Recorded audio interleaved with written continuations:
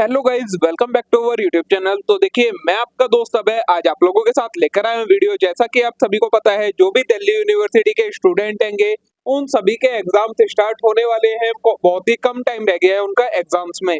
तो जैसा कि मैं हर बार आपको प्रोवाइड करवाता हूं, अब मैं आप लोगों के साथ लेकर आने वाला हूं जो भी आपके जितने भी सब्जेक्ट हैंगे, उन सभी की unit wise one shot revision video, जिसके अंदर मैं आपको कंप्लीट यूनिट को एक वीडियो के अंदर एक वन शॉट रिवीजन में कंप्लीट करवा दूंगा। सारे कंसेप्ट एक्सप्लेन कर दूंगा, सारी चीजें आपकी डिटेल में कवर हो जाएंगी।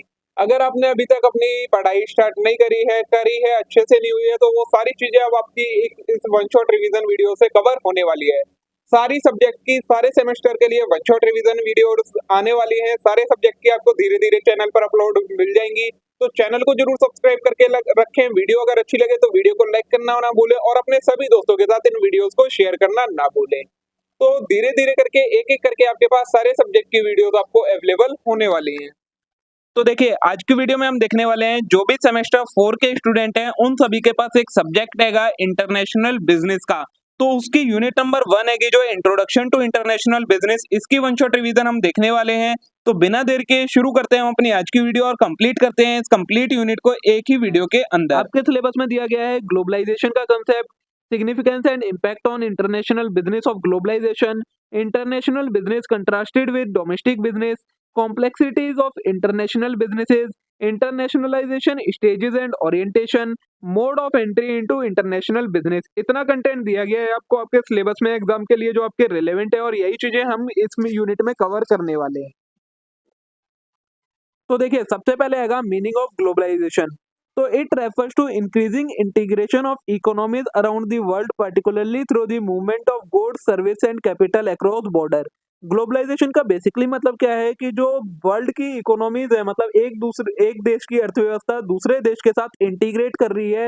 एक कंट्री की जो इकोनॉमी है वो दूसरी कंट्री के साथ इंटीग्रेट कर रही है, और किस तरीके से कर रही है? गुड्स की मूवमेंट की वजह से, सर्विसेज की मूवमेंट की वजह से, कैपिटल की मूवमेंट की वजह से। मतलब एक कंट्री दूसरी कंट्री में जाकर ट्रेड कर रही है, अपनी सर्विसेज प्रोवाइड करवा रही है या इन्वेस्टमेंट कर रही है, उसके थ्रू जो इंटीग्रेशन हो रहा है सारी कंट्रीज का एक दूसरे के साथ, वो चीज कहलाती है आपकी globalisation.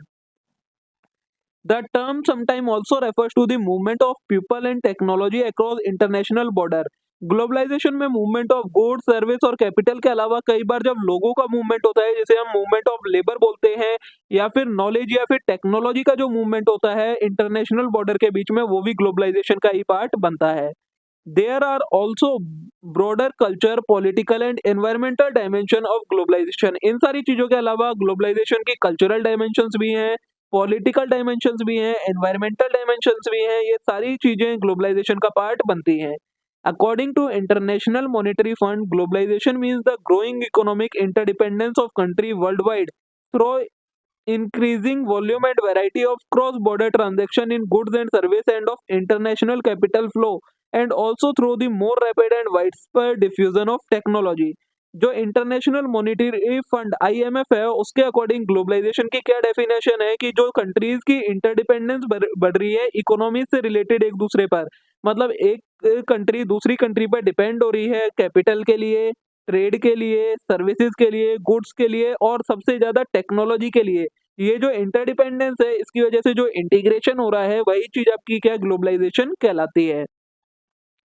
Globalization refers to the process of increasing economic integration and growing economic interdependence between nations। It means integration of different economic of the world into one global economy, thereby reducing the economic gap between the countries। ये globalisation की actual definition है। अगर आपके exam में आती है तो आप ये डेफिनेशन सबसे पहले लिखेंगे। क्या है? Increase in economic integration and growing interdependence. मतलब इकोनॉमिक इंटीग्रेशन बढ़ रहा है कंट्रीज का, और उनकी इंटरडिपेंडेंस बढ़ रही है एक दूसरे के ऊपर, कंट्रीज की एक दूसरे के ऊपर, वो चीज कहलाती है ग्लोबलाइजेशन। ये चीज, it means integration of different economies of the world. इसका मतलब क्या है कि जो अलग अलग देशों की इकोनॉमीज हैं, वो पूरे वर्ल्ड में एक जगह पर आकर इंटीग्रेट कर रही हैं, वो चीज आपकी ग्लोबलाइजेशन का पार्ट बन रही है। इससे क्या हो रहा है? जो सारी कंट्रीज हैं, अलग अलग कंट्रीज हैं, उनके बीच में जो इकोनॉमिक गैप है, मतलब जो उनकी इकोनॉमी के बीच में गैप है, बॉर्डर का गैप है, वो सारा गैप अब खत्म होता जा रहा है ट्रेड के through. This is achieved by removing all restriction on movement of goods, service, capital, labour and technology, by removing all restriction on movement of goods, service, labour and technology between nation. और ये किसकी मदद से हो रहा है? जो government है कंट्रीज में वो रिस्ट्रिक्शंस हटा रही हैं सारी, किस चीज पर से? कि गुड्स की मूवमेंट हो सके आराम से, सर्विसेज की, कैपिटल की, लेबर की और टेक्नोलॉजी की फ्रीली मूवमेंट हो सके, उन पर कोई भी रिस्ट्रिक्शन ना रहे। इसकी वजह से जब ये सारी रिस्ट्रिक्शंस हटा दी गई हैं, तब ये ग्लोबलाइजेशन इतनी तेजी से बढ़ रहा है। ठीक है, अब ग्लोबलाइजेशन ये इंक्रीज तो हो रहा है, इसके बेनिफिट क्या क्या हैं? तो number one, increase in competitive strength of domestic industry. तो globalization exposes domestic industry in developing countries to foreign country competition. This put domestic companies under pressure to improve efficiency and quality and reduce cost. Globalization की मदद से क्या हो रहा है? दूसरी country एक कंट्री में आकर अपना ट्रेड कर रही हैं। एक देश की जो स्मॉल डोमेस्टिक कंट्री कंपनीज हैंगी वो दूसरी कंट्रीज में जाकर अपना बिजनेस कर रही हैं। इसकी वजह से क्या हो रहा है? जो डोमेस्टिक कंपनीज होती हैं, मतलब किसी देश की जो डोमेस्टिक कंपनीज हैं वो फॉरेन कंपनीज के साथ कॉम्पीट करती हैं, जिसकी वजह से उन्हें पर एक प्रेशर आ जाता है कि वो अपनी एफिशिएंसी को बढ़ाएं, अपनी क्वालिटी को बढ़ाएं और जो कॉस्ट है उसे रिड्यूस करें उनके साथ कॉम्पिटिट करने की वजह से। तो उसकी इससे उनकी जो डोमेस्टिक इंडस्ट्री है उसकी कॉम्पिटिटिव स्ट्रेंथ बढ़ती है, मतलब कॉम्पिटिटर से लड़ने की एक तरीके से शक्ति बढ़ती है। Globalization help to improve the competitive strength and economic growth of developing nations. Second benefit है एक्सेस टू एडवांस टेक्नोलॉजी। तो for developing country like India, globalization provide access to new technology. Indian companies can acquire sophisticated technology through outright purchase और through joint venture and other arrangement. क्या बोला है? जो developing countries है उनके लिए सबसे ज्यादा ये बेनिफिट है, उन्हें एडवांस टेक्नोलॉजी की एक्सेस मिल जाती है। अब ग्लोबलाइजेशन की मदद से वो क्या कर सकती हैं? दूसरे देश से जो एडवांस टेक्नोलॉजी वाली मशीनरी है, इक्विपमेंट्स है, टेक्नोलॉजी है, वो सारी चीजें खरीद सकती हैं, उन्हें रेंट पर ले सकती हैं, जॉइंट वेंचर में ले सकती हैं और अपने देश के डेवलपमेंट के लिए उनका यूज कर सकते हैं। फिर है एक्सेस टू फॉरेन इन्वेस्टमेंट। तो globalisation has attracted the much needed foreign capital toward developing countries like India. Foreign multinational have invested billion of dollar in India. In addition, foreign institutional investor have brought in merge huge fund in stock market in India.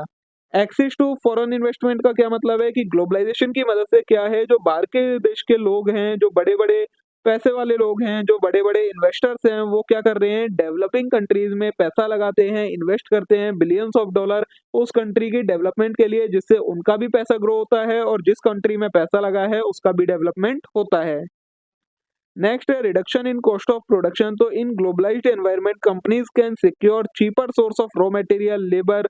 For example, several foreign companies have set up BPO and call centre in India due to lower cost of labour. Sometime a company may carry out its entire manufacturing in foreign country to minimize cost of production. Globalisation की मदद से क्या होता है? जो cost of production होता है वो कम होता है, क्योंकि ग्लोबलाइज कॉम्पिटिट करने के लिए हर कंपनी यही चाहेगी कि जो हमारी कॉस्ट ऑफ प्रोडक्शन है, जो हमारा रॉ मटेरियल की कॉस्ट है, जो लेबर की कॉस्ट है, वो कम से कम रहे, जिससे हम कॉस्ट का एडवांटेज ले सकें बाकी कंपनीज के ऊपर, बाकी इंडस्ट्रीज के ऊपर। तो ये कॉस्ट ऑफ प्रोडक्शन को रिड्यूस करने में भी हेल्प करती है। नेक्स्ट है ग्रोथ एंड एक्सपेंशन। तो when the domestic market is not large enough to absorb the entire production, domestic company can expand and grow by entering foreign market. Growth and expansion में मदद करती है। अब क्या होता है? ग्लोबलाइजेशन की मदद से नई नई टेक्नोलॉजी की वजह से जो डोमेस्टिक कंपनीज होती हैं वो भी काफी अच्छा प्रोडक्शन करना शुरू कर देती हैं। अब डोमेस्टिक कंट्री में उनकी इतनी डिमांड नहीं होती है, तो जिसकी वजह से उन्हें क्या करना पड़ता है? फिर जो उनका प्रोडक्शन है उसका एक्सपोर्ट करना पड़ता है, दूसरी कंट्रीज में सेल करना पड़ता है, जिसकी वजह से उनकी ग्रोथ होती है, उनका एक्सपेंशन होता है। फिर हायर वॉल्यूम ऑफ ट्रेड। तो due to globalisation each country has specialised in production of goods and service in which it has comparative advantages. It can export its surplus output and import its time freely from other nation. Higher volume of trade का मतलब क्या है? Globalisation की वजह से हर company specialise हो गई है प्रोडक्शन में, जिसकी वजह से क्या होता है? काफी अच्छा गुड्स एंड सर्विसेज बनने लगा है, कंपैरेटिव एडवांटेज उन्हें मिलने लगा है। तो फिर वो क्या करते हैं? उनका जो सरप्लस आउटपुट होता है उसे दूसरी कंट्री में सेल कर देते हैं और जिस चीज की उन्हें जरूरत होती है उस चीज का वो इंपोर्ट कर लेते हैं। इसकी वजह से ट्रेड काफी ज्यादा बढ़ गया है। नेक्स्ट बेनिफिट है कंज्यूमर वेलफेयर। तो better quality and low priced goods and services will become available to consumer. Globalisation की वजह से क्या हुआ है? बेटर क्वालिटी का और कम सस्ते दामों पर, मतलब सस्ते दामों पर लोगों को गुड्स और सर्विसेज मिलनी शुरू हो गई हैं ग्लोबलाइजेशन की मदद से। This along with wider choice in consumption will help improve standard of living of people in developing countries. इससे क्या हुआ है, जो डेवलपिंग कंट्रीज है उसके अंदर लोगों का जो रहने का जीने का तरीका है उसमें डेवलपमेंट स्टैंडर्ड हैगा, जो लिविंग स्टैंडर्ड हैगा लोगों का वो चेंज हुआ है। Over a period of time the proportion of people below poverty line will go down and consumer also get access to product manufactured in part of the world। क्या हुआ है, जो पर्सन पहले बिलो पॉवर्टी लाइन हुआ करते थे उनका status change हुआ है, वो पॉवर्टी लाइन से ऊपर आ गए हैं और सभी लोगों के पास देश के चाहे किसी भी कोने में कोई प्रोडक्ट बन रहा हो उसकी एक्सेस है कि वो उसे खरीद सकते हैं। तो ये आपके सारे बेनिफिट थे कि ग्लोबलाइजेशन होने के क्या क्या बेनिफिट्स होते हैं। नेक्स्ट आता है आपका इश्यूज इन ग्लोबल बिजनेस। अब जो ये ग्लोबल बिजनेस हो रहा है, मतलब इंटरनेशनल लेवल पर जो ये बिजनेस हो रहा है, इसमें क्या क्या इश्यूज आते हैं, क्या क्या परेशानियां आती हैं। तो सबसे पहले ऑर्गेनाइजेशनल एस्पेक्ट हैगा, तो resource can be allocated differently according to treatment of given organization. A firm may stabilize a global financial system, it may treat foreign operation as separate entity. सबसे पहले ऑर्गेनाइजेशनल एस्पेक्ट है कि अगर किसी भी business को ग्लोबली करना होता है अपना वर्क, तो उसे अपनी एक से ज़्यादा ऑर्गेनाइजेशन सेटअप करनी पड़ती हैं, कुछ कंट्रीज़ के अंदर, कुछ कंट्रीज़ के बाहर, जिसकी वजह से उन्हें इनकी सारी मेंटेनेंस अलग-अलग करनी पड़ती है। नेक्स्ट है रिसोर्स एलोकेशन। तो global companies are raise capital and allocate them to domestic and foreign operation to support their strategies. In earlier year, it was a simple process of transferring the fund from parent to company to stabilize operation in foreign country. Nowadays, resource allocation is more complex because of financial and technological resources are available from host country and international capital market। क्या बोला है, resource allocation क्या है, तो जो global companies होती हैं, मतलब पूरे इंटरनेशनल लेवल पर काम कर रही होती हैं, उन्हें अपनी जो डोमेस्टिक कंपनी है उन्हें भी, और जो फॉरेन में उन्होंने कंपनी स्टेबलाइज करी है दूसरी कंट्रीज में, उन्हें भी कैपिटल और रिसोर्सेज को एलोकेट करना पड़ता है। पहले तो ये सारा प्रोसेस आसान होता था, लेकिन अब क्या है, कॉम्प्लेक्सिटीज बढ़ती जा रही हैं रिसोर्स एलोकेशन की, अलग अलग फॉरेन मार्केट की वजह से, टेक्नोलॉजी की वजह से और इंटरनेशनल कैपिटल मार्केट की वजह से उन्हें वो सारी चीज़ें वहाँ पर भी अवेलेबल होती हैं, और कंट्रीज़ को अगर एलोकेट करना होता है तो वो काफ़ी ज़्यादा एक कॉम्प्लेक्स प्रोसेस बनता जा रहा है अब। तो ये एक दूसरा इशू हैगा ग्लोबल बिजनेस के अंदर। नेक्स्ट हैगा लीडरशिप। तो leadership style vary according to nation and nation, hence a company want to have a business relation. A leadership style calling for specific skill and technique may not work all the time in the countries. क्या है, leadership style में change आता है, मतलब जो leadership होता है, style होता है, तरीका होता है हैंडल करने का बिजनेस को, वो क्या है, कंट्री टू कंट्री वेरी करता है। एक कंट्री के लिए अलग होता है, वही दूसरी कंट्री में उसका वो तरीके से यूज नहीं होता है, वहाँ वो चेंज होता है। तो ये इस चीज़ में सबसे ज़्यादा प्रॉब्लम आती है कंपनी को डायरेक्ट और सुपरवाइज करने में, एक कंट्री के अंदर अपनी बिजनेस को और दूसरी कंट्री के अंदर बिजनेस को अलग अलग तरीकों से उन्हें लीड करना होता है, सुपरवाइज करना होता है बिजनेस को। तो ये एक इशू आ जाता है ग्लोबल बिजनेस में। फोर्थ हैगा प्लान एंड पॉलिसी। तो an organisation system has an impact on plan and policy for implementing a strategy involving global activity in the area of finance, marketing, research and development operation. In financial area, one has faced many fluctuating exchange rate, currency control, quotas, tariff, inflation, taxation, and fiscal and monetary policy are influenced by domestic and foreign government if the firm choose to go global। Plan and policy कैसे issue बनती है, अगर कोई company global जाना चाहती है तो उसे कई सारी पॉलिसीज को मानना पड़ता है, कई सारे प्लान्स बनाने पड़ते हैं, कई सारी स्ट्रेटेजीज अपनानी पड़ती हैं, काफ़ी सारे लॉज एंड रेगुलेशंस को फॉलो करना पड़ता है जिस कंट्री में वो जाना चाहते हैं और या फिर जहाँ पर अपना बिजनेस सेटअप करना चाहते हैं।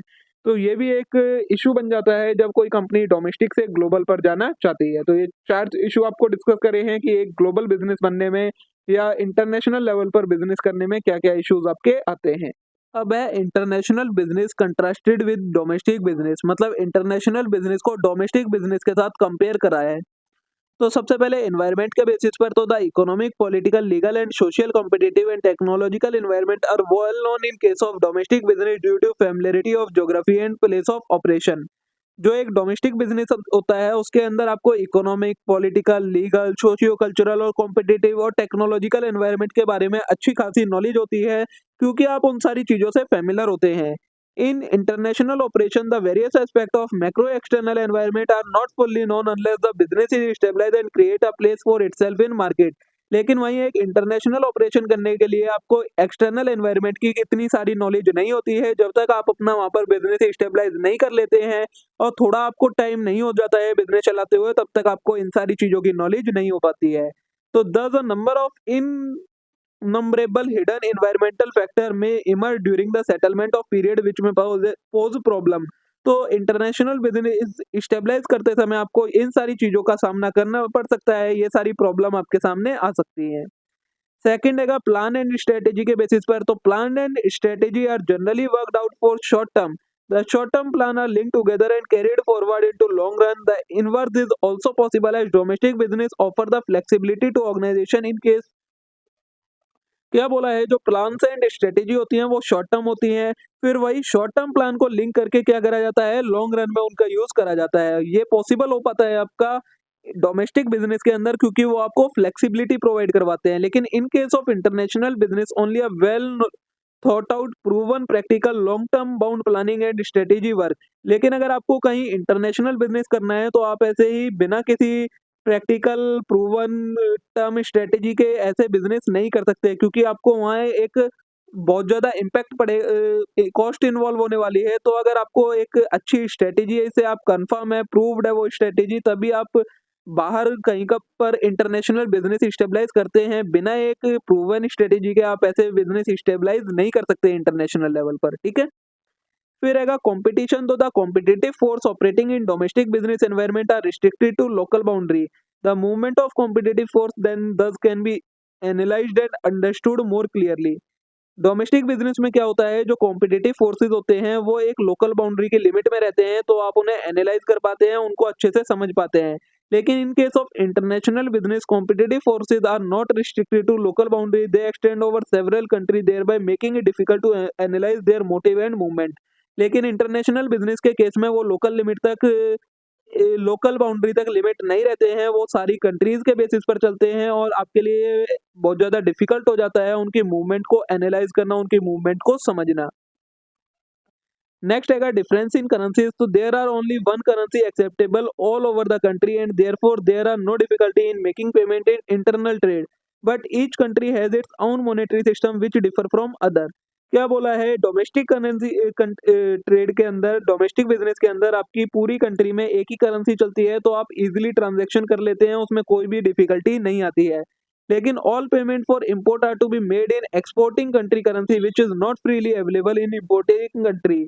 The scarcity of foreign currency may sometime limit the size of import from the country.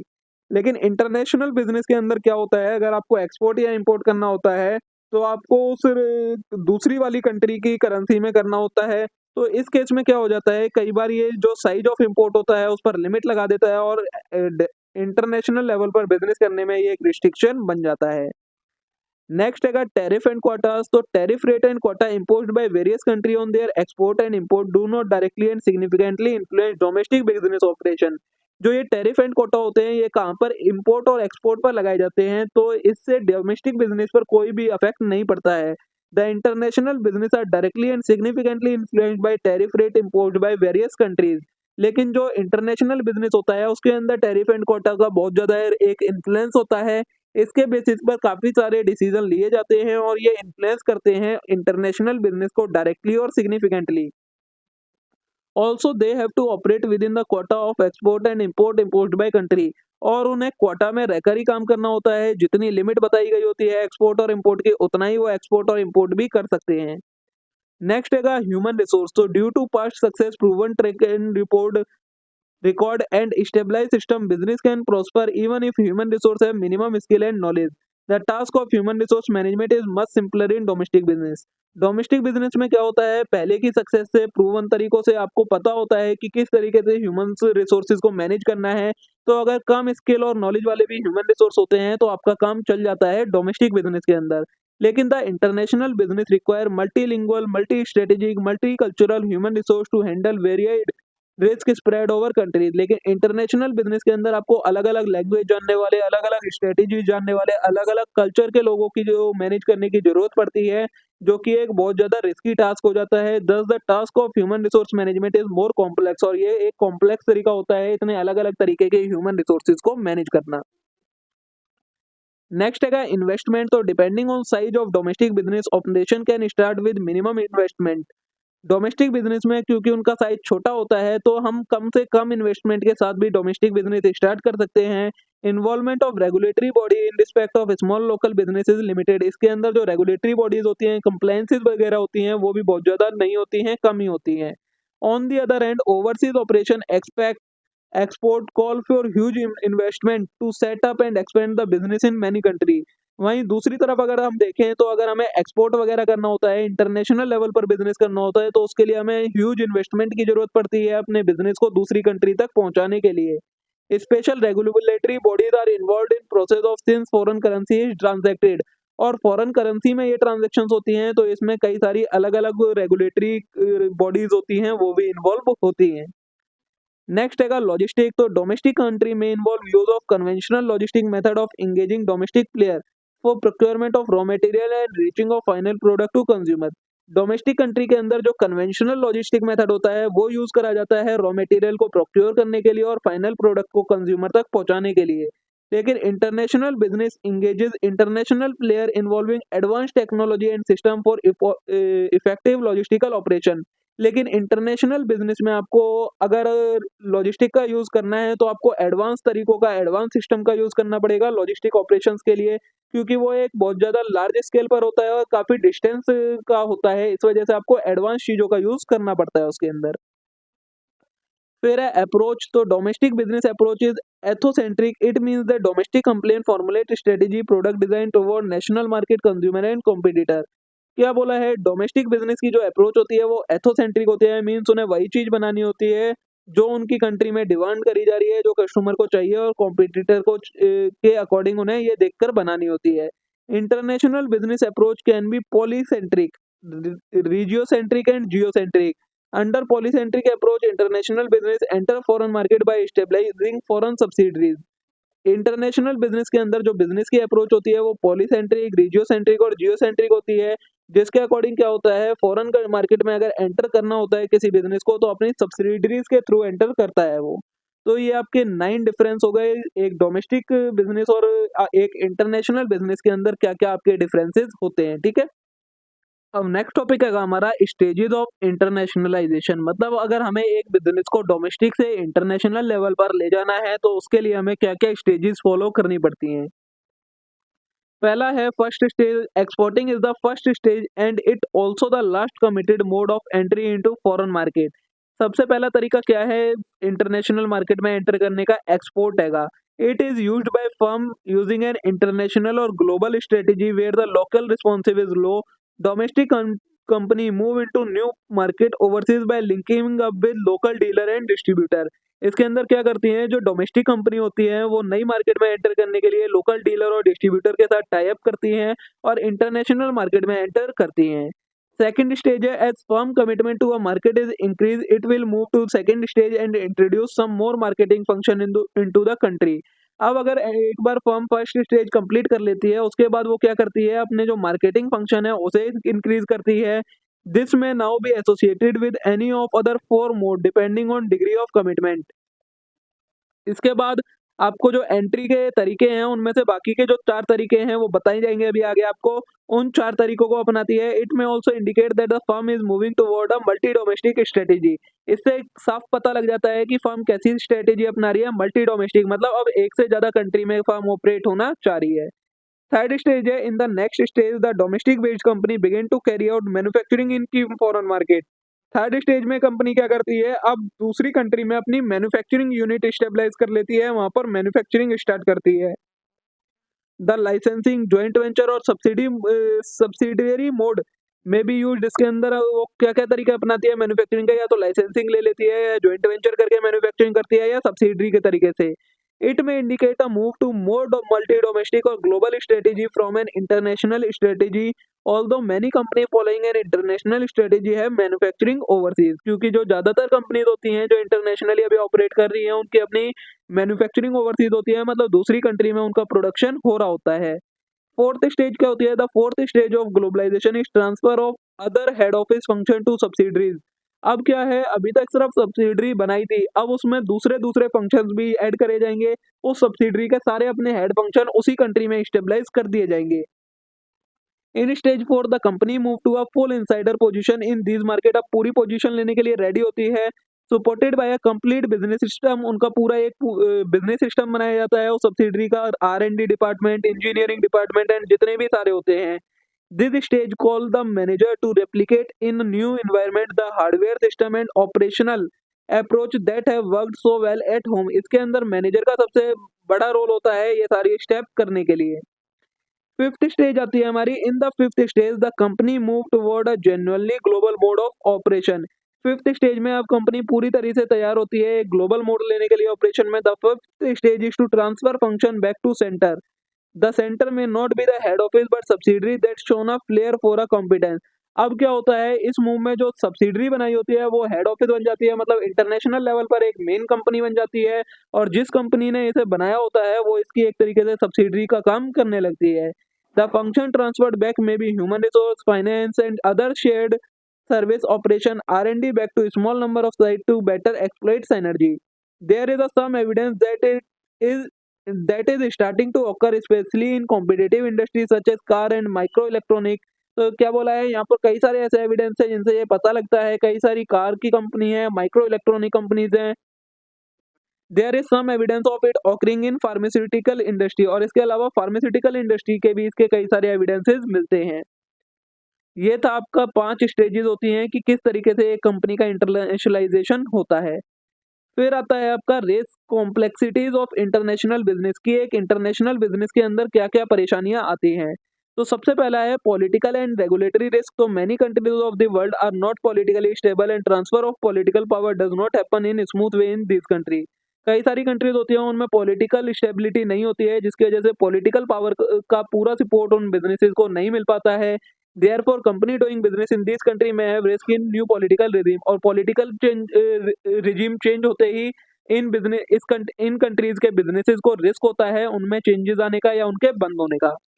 Next है कल्चरल एंड मैनेजरल रिस्क। तो country differ widely in term of culture characteristic like customer preference and taste attitude towards certain type of product और service, tradition, value and belief and a host of other culture factor. Therefore product service have to be tailored according to such requirement. Cultural and managerial risk क्या होता है, इसके अंदर क्या है कि company देंगी उनका, अगर ऐसी कंपनी है जहाँ पर कई तरीके के कल्चर होते हैं, अलग अलग लोगों की प्रेफरेंस है, अलग अलग टेस्ट है, एटीट्यूड है, ट्रेडिशन है, वैल्यू है, तो कंपनी को उसमें अपने जो प्रोडक्ट और सर्विसेज होती हैं उनको भी उसी तरीके से चेंज करना होता है। अगर नहीं कर पाते तो फिर उन्हें रिस्क होता है कि वो शट डाउन हो जाएंगे। नेक्स्ट है एक्सचेंज रिस्क। तो every country has its own currency system, as currency of one country is not circulation in another country, therefore one currency is exchanged with another currency at some rate. The exchange rate keep on fluctuating, causing risk of loss to participate in international business। exchange risk क्या होता है, अब अगर company को globally business करना है तो एक कंट्री की जो करेंसी है वो दूसरी कंट्री में एप्लीकेबल नहीं होती है, उसे एक्सचेंज करवानी पड़ती है, और जो ये एक्सचेंज रेट होते हैं ये हमेशा फ्लक्चुएट होते रहते हैं। तो इसकी वजह से जो बिजनेसेस होते हैं उन्हें लॉस का चांसेस ज़्यादा होते हैं, क्योंकि करेंसी रेट फ्लक्चुएट होने से कभी तो फायदा होता है लेकिन लॉस जो होता है वो काफ़ी ज़्यादा हो जाता है कभी कभार। फिर है क्रेडिट रिस्क। तो it is the risk of loss due to debtors non payment of loan और other line of credit. It is difficult to ascertain the credit worthiness of foreign buyer, where a foreign buyer goes bankrupt the bank domestic exporter face great loss. Credit risk क्या होता है, अब हमें अपनी country के exporter मतलब buyer के बारे में तो पता होता है एक बार को, लेकिन जो फॉरेन बायर है उनके बारे में हमें नॉलेज नहीं होती है कि इनकी क्रेडिट वर्दीनेस कैसी है। कई बार वो क्या करते हैं, डिफॉल्ट कर जाते हैं पेमेंट में, जिसकी वजह से जो डोमेस्टिक कंपनी होते हैं उसके जो सप्लायर होते हैं और एक्सपोर्टर होते हैं उन्हें काफ़ी ज़्यादा लॉस फेस करना पड़ता है। नेक्स्ट है ट्रांसपोर्ट रिस्क। तो due to long distance between countries goods are dispatched by shipping और airways, sea and transport are expose to many types of additional risk. Transport risk होता है क्योंकि इनमें डिस्टेंस होता है वो बहुत ज़्यादा होता है, तो जो गुड्स होते हैं वो सी के थ्रू, शिपिंग या एयरवेज के थ्रू करी जाती है, मतलब भेजे जाते हैं, तो फिर इसमें जो ट्रांसपोर्टेशन में कई सारी तरीके के डैमेजेस होने का रिस्क बहुत ज़्यादा होता है। फिर आता है मार्केट रिस्क। तो competition in international market is severe and market continuous change frequently, it may not possible for a firm to compete in international market. Market risk क्या होता है, जिस एनवायरनमेंट में कंपनी ऑपरेट करती है वो हमेशा फ्लक्चुएट होता रहता है, चेंज होता रहता है, तो जिसकी वजह से क्या होता है मार्केट में चेंजेस आते रहते हैं और डोमेस्टिक जो बिजनेस होते हैं उनके लिए उसको एक तरीके से कॉप अप कर पाना, एडेप्ट कर पाना उन चेंजेस को काफी बार कई ज्यादा मुश्किल हो जाता है। तो जिसकी वजह से ये भी एक कॉम्प्लेक्सिटी बना देता है इंटरनेशनल बिजनेस के अंदर। तो देखिए पहला मोड होता है इंटरनेशनल बिजनेस के अंदर एंटर करने का, ये हैगा बेसिकली कि हमें अगर एक डोमेस्टिक बिजनेस से इंटरनेशनल बिजनेस में कन्वर्ट होना है तो उसके लिए हमारे पास क्या क्या तरीके होते हैं। सबसे पहला आता है एक्सपोर्टिंग। तो exporting is the easiest and most widely used mode of entering in international market. अगर इंटरनेशनल मार्केट में एंटर करना है तो उसके लिए सबसे पहला जो तरीका है वो एक्सपोर्टिंग है। Exporting include indirect exporting, direct exporting and intra corporate transfer. Exporting के अंदर तीन तरीके की एक्सपोर्टिंग होती है। एक तो इनडायरेक्ट तरीके से जो हम करें एक्सपोर्टिंग, एक डायरेक्ट एक्सपोर्टिंग और इंट्रा कॉर्पोरेट ट्रांसफर। एक्सपोर्टिंग का मतलब आप लोगों को पता ही होगा, जब एक कंट्री का मतलब हमारा सामान दूसरी जगह पर जाके बिके, आउट ऑफ कंट्री बिके, उसे एक्सपोर्टिंग कहते हैं। तो इनडायरेक्ट एक्सपोर्टिंग क्या होता है? Indirect exporting is exporting the product either in their original form और in modified form to a foreign country through another domestic company. एक ये तरीका है जिसके अंदर हम क्या करते हैं, हमारे ही इतनी कैपेबिलिटी नहीं है तो हम किसी और डोमेस्टिक कंपनी का सहारा लेकर अपना जो प्रोडक्ट है वो दूसरी कंट्री में बेचते हैं, उसे कहा जाता है indirect exporting. It is the market entry technique which offer lowest risk and least market control. इसके अंदर हमारा जो रिस्क होता है वो लो होता है और जो मार्केट कंट्रोल होता है वो भी कम होता है। The firm is not engaged in international marketing and non special activities carried on with in the firm. इसके अंदर जो फर्म होती है वो इंटरनेशनल मार्केट में एंगेज नहीं होती है और यहाँ पर कोई भी स्पेशल एक्टिविटी नहीं होती है, जैसे नॉर्मल चल रहा होता है हमारा वो सब कुछ चलता रहता है। सेकंड आती है डायरेक्ट एक्सपोर्टिंग। तो direct exporting is selling the product to a country directly its distribution arrangement और through a host country company. इसके अंदर हम डायरेक्टली सेल करते हैं अपनी कंपनी के थ्रू, तो वो आता है आपका डायरेक्ट एक्सपोर्टिंग में। नेक्स्ट आता है इंट्रा कॉर्पोरेट ट्रांसफर। तो intra corporate transfer means selling of product by a company to its affiliated in host country. इसके अंदर क्या होता है, एक कंपनी अपनी दूसरी कंपनी जो दूसरी कंट्री में स्टेबलाइज है उसको सेल करती है, फिर उस कंपनी के थ्रू उस कंट्री में वो प्रोडक्ट सेल होता है, तो वो कहलाता है इंट्रा कॉर्पोरेट ट्रांसफर, मतलब एक कंपनी से दूसरी कंपनी में अपनी में ही ट्रांसफर। ये था आपका फर्स्ट तरीका एक्सपोर्ट मतलब इंटरनेशनल मार्केट में एंटर करने का। नेक्स्ट तरीका आता है आपका लाइसेंसिंग। तो licensing is the method of foreign operation whereby a firm in one country agree to permit a country another country to use the manufacturing processing trademark know how and some other skill provided by licensor. Licensing क्या होता है, ये एक तरीके का तरीका होता है जिसके अंदर जो एक कंपनी फर्म होती है एक कंट्री की, वो दूसरी कंट्री को परमिट दे देती है कि तुम हमारी कंट्री में मैन्युफैक्चरिंग, प्रोसेसिंग, ट्रेडमार्क और नो हाउ का यूज करके मैन्युफैक्चरिंग मतलब चीजें बना सकते हो और उसे सेल कर सकते हो, तो वो कहलाती है आपकी licensing. The licensor has minimum involvement in day to day function. जो लाइसेंस देता है उसकी इन्वॉल्वमेंट नहीं होती है उस चीज में। Therefore, the return are also comparative low. The domestic company can choose any international location and enjoy the advantage without incurring any obligation and responsibility of ownership, managerial and investment. इसके अंदर जो domestic country होती है मतलब जो अपने आप को इंटरनेशनल करना चाह रही है वो बिना किसी प्रॉब्लम के एक लोकेशन चूज करती है और उसका एडवांटेज उठाती है। ना तो उस पर कोई ऑब्लिगेशन होती है, ना ही कोई रिस्पॉन्सिबिलिटी होती है ऑनरशिप की, ना ही मैनेजरल रिस्पॉन्सिबिलिटी, ना ही कोई इन्वेस्टमेंट की दिक्कत होती है। ठीक है, licensing give the following advantage. अब एक लाइसेंसिंग के एडवांटेज क्या क्या होते हैं। Number one, good way to start in foreign operation and open the door to low risk manufacturing relationship. ये क्या है, एक अच्छा तरीका है जिसके थ्रू हम फॉरेन ऑपरेशन स्टार्ट कर सकते हैं, मतलब ग्लोबल हो सकते हैं क्योंकि इसके अंदर जो रिस्क होता है वो बहुत ज्यादा कम होता है। It bring new technology and know how in लाइसेंसी कंट्री। इसके क्या होता है, जो लाइसेंसी कंट्री मतलब जो कंट्री लाइसेंस दे रही है उसकी कंट्री में नई नई टेक्नोलॉजी आती है, नो हाउ आती है। नेक्स्ट है linkage of parent and receiving partner interest means both get most of the marketing effort. इसके अंदर जो पेरेंट कंपनी होती है और जो रिसीविंग पार्टनर होता है इन दोनों का इंटरेस्ट होता है, तो दोनों को ही कुछ ना कुछ मिलता है। नेक्स्ट है capital not tied up in foreign operation and option to buy into partner exit और provision to take royalty in stock. इसके अंदर कैपिटल के साथ कोई टाई अप नहीं होता है, कैपिटल से कोई रिलेशन नहीं होता है, जो भी होता है वो किस चीज से होता है, रॉयल्टी मिलती है। नेक्स्ट है some of the disadvantages of licensing. Licensing के कुछ डिसएडवांटेजेस भी होते हैं, वो क्या होते हैं। तो number one, limited form of participation. तो to length of agreement specific product process और ट्रेडमार्क। इसके अंदर जो होते हैं पार्टिसिपेशन की वो एक लिमिट होती है कि कुछ ही चीजें लिखी गई होती है एग्रीमेंट में मतलब जो जो चीजें एग्रीमेंट में मेंशन होती हैं उतनी चीजें कर सकते हो कि एक स्पेसिफिक प्रोडक्ट बनाना, स्पेसिफिक प्रोसेस के थ्रू बनाना, और ट्रेडमार्क भी उसका एक तरीके से रिस्ट्रिक्टेड होता है।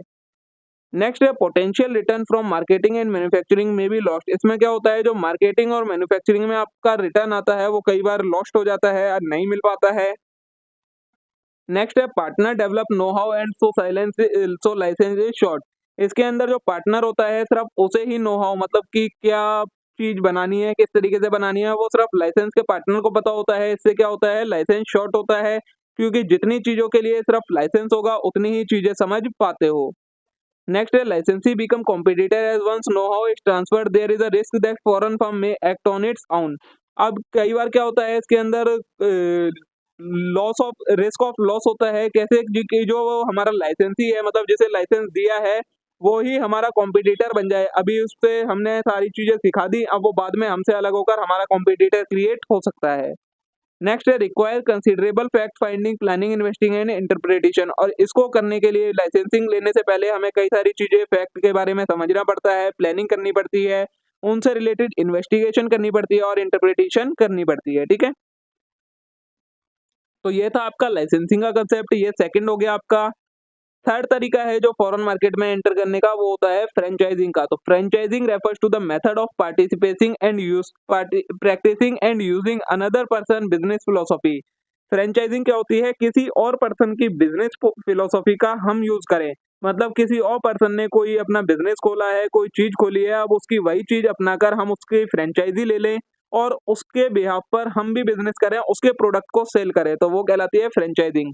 The franchisor grant the independent operator the right to distribute its product, technique and trademark for a percent of gross monthly sale and a royalty fee।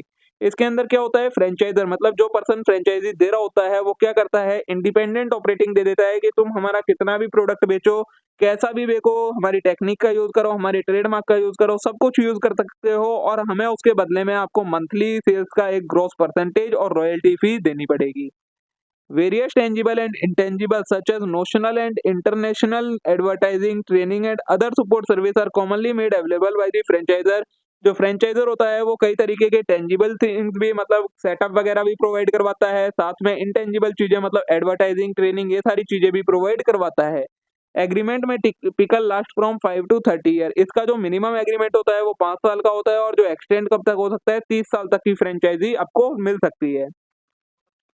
अब फ्रेंचाइजर कौन होता है, तो select franchisee and provide franchiser the service of operating system, receive the fixed amount of trademark, product reputation and royalty from the support system like franchisee for providing the advertising, employing, training, expertise, brand quality assurance, programme reputation to franchise.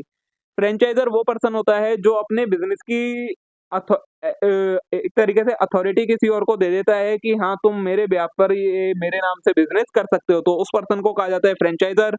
Franchise कौन होता है, an independent organization agree to follow franchiser requirement like appearance, operating procedure, financial reporting, customer service under franchisee agreement.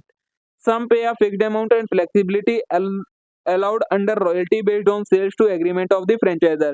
और franchise कौन person होता है, वो person जो कि क्या करता है, फ्रेंचाइजर के रिक्वायरमेंट के अकॉर्डिंग उसका बिजनेस एक तरीके से ऑपरेट करने लग जाता है, जो मतलब एक तरीके से फ्रेंचाइजी लेता है, जो उसके बदले में रॉयल्टी पे करता है, जो भी उसको सेल्स होती है ये फिक्स्ड भी हो सकती है और फ्लेक्सिबल भी हो सकती है। ठीक है, अब एक फ्रेंचाइजर के क्या क्या एडवांटेज होते हैं कि अगर कोई पर्सन फ्रेंचाइजर बनता है तो उसको क्या क्या एडवांटेज मिलता है। सबसे पहला एक्सपेंशन।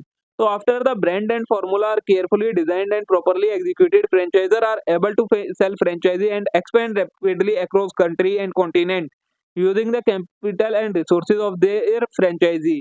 क्या बोला है, एक्सपेंशन का सबसे बड़ा बेनिफिट होता है कि जब एक ब्रांड बन जाती है और कोई प्रोडक्ट बन जाता है तो अब उसको क्या करना होता है, प्रॉपर्ली एग्जीक्यूट हो जाते हैं, तो फिर फ्रेंचाइजर अपने बिजनेस को फ्रेंचाइजी के थ्रू बढ़ा सकता है, जिसके अंदर वो अलग अलग जगहों पर अपनी फ्रेंचाइजी प्रोवाइड करवा सकता है और अपना प्रोडक्ट भी वहां तक पहुंचा सकता है। नेक्स्ट है लीगल कंसिडरेशन। तो franchisor is relieved of many of the mandate duty necessary to start a new outlet such as obtaining the necessary license and permit in some jurisdiction। Certain permit are more easily obtained by locally based owner operator type applicant। क्या होता है legal consideration, कि अब कई सारे business शुरू करने के लिए किन चीज की लीगल फॉर्मेलिटीज करने की जरूरत पड़ती है। जो वहाँ का एक जो लोकल पर्सन होगा वो इजीली करवा सकता है एज कम्पेयर टू कोई बाहर का पर्सन हो। तो जो फ्रेंचाइजर होता है अगर किसी दूसरी कंट्री में उसे अपना बिजनेस स्टार्ट करना पड़े तो उसे काफ़ी सारी फॉर्मेलिटीज़ को फॉलो करना पड़ता है। लेकिन अगर वहीं अपनी वो फ्रेंचाइज़ी सेल कर दे तो जो वहाँ का लोकल पर्सन होगा जो उसकी फ्रेंचाइज़ी खरीदेगा वो ये सारी चीज़ें आसानी से करवा सकता है। तो ये एडवांटेज मिलता है। नेक्स्ट है ऑपरेशनल कंसिडरेशन। तो franchisee are said to have a great incentive than direct employee to operate their business successfully. The need of franchisor to closely scrutinize the day-to-day operation of franchisee is greatly reduced. Operational consideration का मतलब क्या है कि अगर कोई एक जो franchise ले रहा है पर्सन वो चाहेगा अपना बिजनेस लगाना तो उसके लिए वो बहुत ज़्यादा डिफिकल्ट होता है। लेकिन वो फ्रेंचाइजर के बिजनेस को एक तरीके से ऑपरेट करता है तो इसका तो पहले से ही ब्रांड नेम होता है तो उसका बेनिफिट फ्रेंचाइजी को भी मिल जाता है। अब एक फ्रेंचाइजी के क्या बेनिफिट एडवांटेजेस होते हैं, मतलब फ्रेंचाइजी के लिए क्या-क्या एडवांटेज होंगे फ्रेंचाइजी लेने के? तो पहला आएगा एम्प्लॉयमेंट। तो as practised in retailing franchising offer franchisee the advantage of starting a new business quickly based on proven trademark and formula of doing business. Employment मिल जाती है एकदम से, मतलब अगर कोई पर्सन फ्रेंचाइजी खरीदता है तो उसे प्रूवन ट्रेडमार्क मतलब पहले से जो एक बिजनेस सेटअप है, ब्रांड आइडेंटिटी के अंदर वो पूरा बिजनेस मिल जाता है चलाने को, जिससे उसे एक तरीके से इनकम होने लगती है। नेक्स्ट है एक्सपेंशन। तो with the help of expertise provided by the franchiser the franchisee may able to take their franchised business to a level which they would not have been able without the expert guidance of their franchiser. Expansion होता है मतलब अगर किसी person ने franchise ली है उसके पास अगर knowledge नहीं है बिजनेस को चलाने की तो फ्रेंचाइजर उसे वो सारी चीजें प्रोवाइड करवाता है, नॉलेज, स्किल्स, ट्रेनिंग, सारी चीजें, जिससे क्या हो वो अपने बिजनेस को बढ़ा सके। उससे फ्रेंचाइजर का भी फायदा होता है और फ्रेंचाइजी का भी। नेक्स्ट है ट्रेनिंग। तो franchisor often offer franchisee significant training which is not available for free to individual starting their own business. अगर कोई पर्सन फ्रेंचाइजी लेता है तो अगर उसमें किसी स्पेसिफिक ट्रेनिंग की जरूरत पड़ती है तो फ्रेंचाइजर उसे वो ट्रेनिंग भी प्रोवाइड करवाता है, जो कि अगर नॉर्मल कोई अकेला पर्सन अपना बिजनेस स्टार्ट करे तो उसे कोई ऐसी ट्रेनिंग नहीं मिलती है। तो ये बेनिफिट हो जाते हैं, एडवांटेजेस हो जाते हैं फ्रेंचाइजी के लिए। डिसएडवांटेजेस की भी बात कर लेते हैं कि फ्रेंचाइजर के क्या-क्या डिसएडवांटेज होते हैं। तो सबसे पहले कंट्रोल। तो successful franchising necessity a much more carefully vetting process when evaluating the limited number of potential franchisees than would be required in hiring of direct employee who may have experience in the concept of sector। सबसे पहले control का disadvantage होता है कि जो एक franchisor होता है उसे कंट्रोल बहुत ज़्यादा रखना पड़ता है, कई सारी चीज़ों पर कंट्रोल रखना पड़ता है। एक चीज़ नहीं होती है देखने के लिए, सारी चीज़ें देखनी पड़ती हैं कि एम्प्लॉयी कैसे हायर हो रहे हैं, किस तरीके का प्रोसेस चल रहा है, क्या वो प्रॉफिट में चल रही है, लॉस में चल रही है फ्रेंचाइजी, ये सारी चीज़ों का ध्यान रखना पड़ता है। नेक्स्ट है limited pool of viable franchisee. तो इन एनी सिटी और region there may be only a limited pool of prospect who have both the financial resource and desire to purchase and start a franchised business as compare to pool of individual who can hire and train to competitively manage directly owned business as paid employee. क्या बोला है? Limited pool of viable franchisee. क्या होता है किसी भी जगह पर यह ये होता है कि कोई पर्सन अपना पैसा लगाएगा, किसी का बिज़नेस खरीदेगा, फिर उस बिज़नेस को चलाएगा।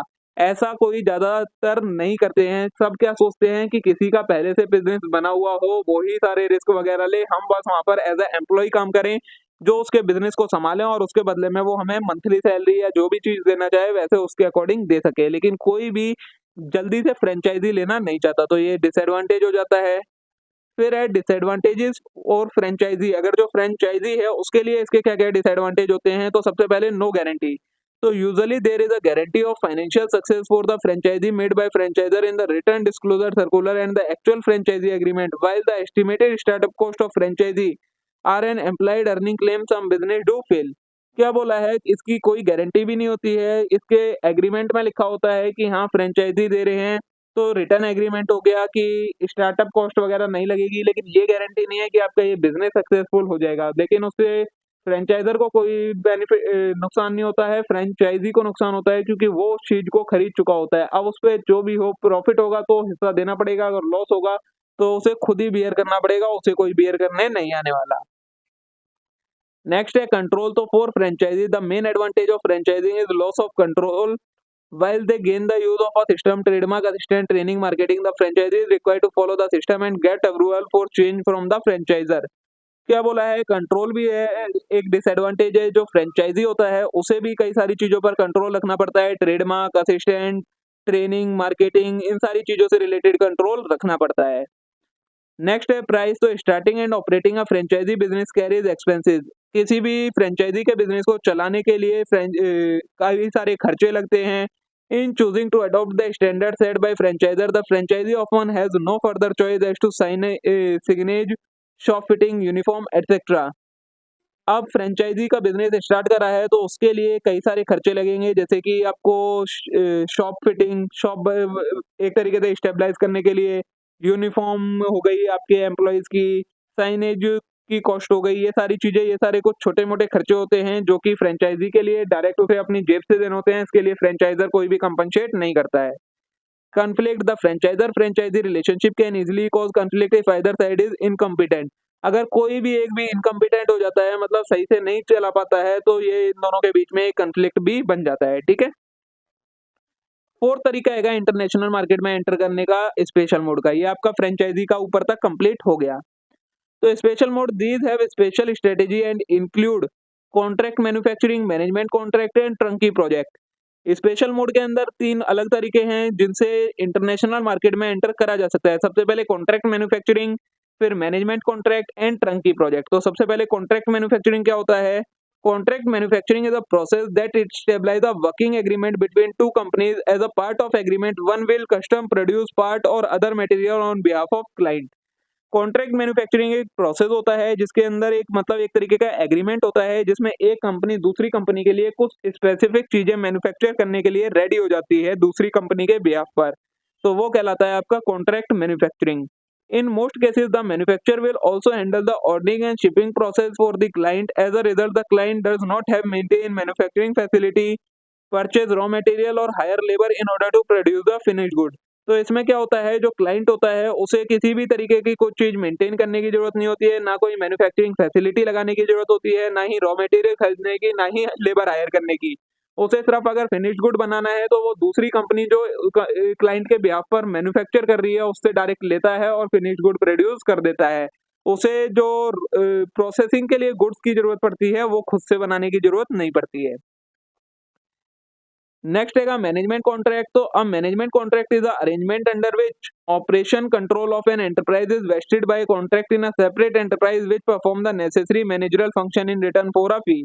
मैनेजमेंट कॉन्ट्रैक्ट क्या होता है? ये भी एक तरीके के एग्रीमेंट ही होता है जिसके अंदर किसी भी एंटरप्राइज का जो ऑपरेशनल कंट्रोल होता है, मतलब जो भी वर्किंग का तरीका होता है, उसे कोई दूसरी ऑर्गेनाइजेशन मैनेज करती है एज फॉर अ फी। मतलब वो खुद का अपना मैनेजमेंट क्रिएट नहीं करते हैं, दूसरी कंपनी को आउटसोर्स कर देते हैं कि हमारा जो ये ऑपरेशन का है इस चीज को आपको मैनेज करना है। Management contract involve not just selling a method of doing but involve actually doing them. Management contract के अंदर सिर्फ करने का तरीका ही नहीं सेल करा जाता, बट एक्चुअली में भी करा जाता है काम, मतलब मैनेजमेंट करा जाता है। अ management contract can involve a wide range of function. इसके अंदर कई सारे फंक्शन आते हैं, टेक्निकल ऑपरेशन को आउटसोर्स करना, प्रोडक्शन फैसिलिटी को, मैनेजमेंट ऑफ पर्सनल को, अकाउंटिंग को, मार्केटिंग सर्विस को और ट्रेनिंग को। तो ये था आपका मैनेजमेंट कॉन्ट्रैक्ट।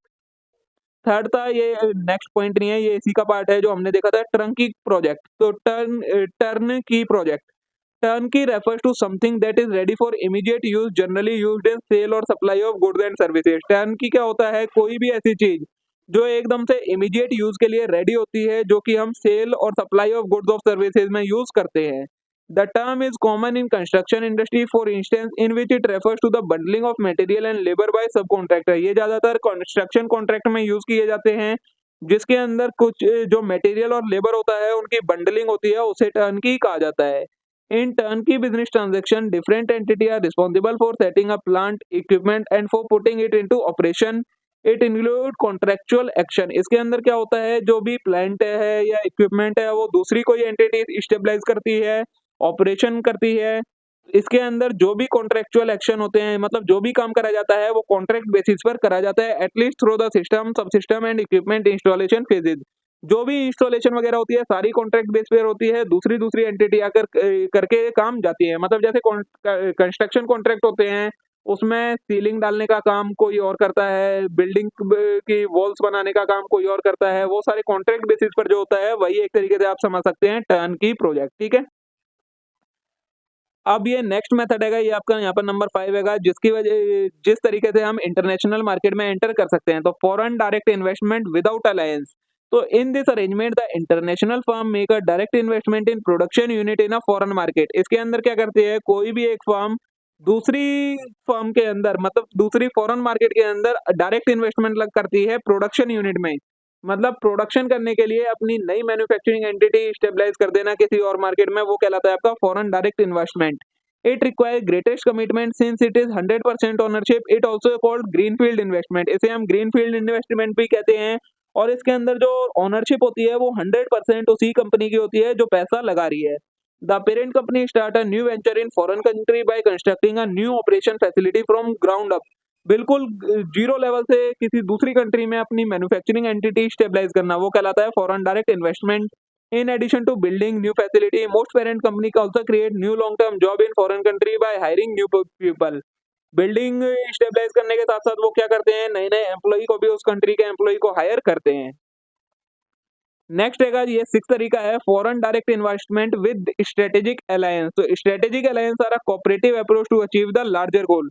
इसके अंदर क्या होता है, बिल्कुल जीरो से शुरू नहीं करते हैं, वहां पर जो पहले से कंपनी चल रही होती हैं उनके साथ अलायंस कर ली जाती है और फिर अपना फॉरेन कंट्री में अपने प्रोडक्ट को या सर्विस को सेल करा जाता है। इसके अंदर पहला तरीका आता है मर्जर एंड एक्विजिशन का। तो international merger and acquisition also termed as global merger and acquisition और cross border merger and acquisition. ये जो मर्जर एंड एक्विजिशन होता है वो इंटरनेशनल लेवल पर होता है, मतलब दो कंट्रीज की कंपनियों के बीच में होता है, तो इसे हम ग्लोबल मर्जर या एक्विजिशन या क्रॉस बॉर्डर मर्जर या एक्विजिशन भी कहते हैं। Globalization and worldwide financial reform have collectively contributed toward the development of international merger and acquisition to a substantial extent। ये जो पॉसिबल हो पाया है ग्लोबलाइजेशन, ग्लोबल लेवल पर ये ग्लोबलाइजेशन की वजह से हो पाया है। International merger and acquisition are taking place in different form, कई तरीकों के होते हैं ये भी। International merger and acquisition play important role behind the growth of company. ये कंपनी की ग्रोथ में एक अच्छा रोल प्ले करते हैं। These deals or transactions help a large number of companies penetrate into new market fast and attain economies of scale। ठीक है, जो दूसरा तरीका है वो है ज्वाइंट वेंचर का। तो joint venture can be defined as an enterprise in which 2 और more investors share ownership and control over property right and operation. Joint venture क्या होता है, जिसमें दो अलग अलग दो या दो से ज्यादा कंपनी मिलकर क्या हो, उनकी ओनरशिप हो, कंट्रोल हो और वो ऑपरेशन ऑपरेट कर रहे हो, उन्हें कहा जाता है joint venture. The venture can B one specific project only for continuing business relationship. जो ये ज्वाइंट वेंचर हो सकते हैं ये किसी एक स्पेसिफिक प्रोजेक्ट के लिए भी हो सकते हैं या फिर कंटिन्यू बिजनेस रिलेशन मतलब एक लंबे बिजनेस के लिए भी हो सकते हैं। Entering into a joint venture is a major decision. Joint venture में एंटर करना एक बड़ा डिसीजन होता है। Business of any size can use joint venture to strengthen long term relation and to collaborate on short term project. Business joint venture create कर सकते हैं या तो अपनी लॉन्ग टर्म रिलेशन क्रिएट करने के लिए उस बिजनेस के साथ, या फिर शॉर्ट टर्म कोई प्रोजेक्ट अकम्प्लिश करने के लिए भी जॉइंट वेंचर्स बनाए जाते हैं। ठीक है, तो देखिए दोस्तों, यहाँ पर इसके साथ आपकी यूनिट नंबर 1 की वन शॉट रिवीजन कंप्लीट हो जाती है। होप सो आप सभी के लिए वीडियो यूजफुल रही होगी, आप लोगों को पसंद आई होगी। वीडियो अच्छी लगी हो वीडियो को लाइक करना ना भूले, चैनल को जरूर सब्सक्राइब कर लें इस टाइप के और कंटेंट के लिए। अब हम मिलते हैं नेक्स्ट वीडियो में। Thank you.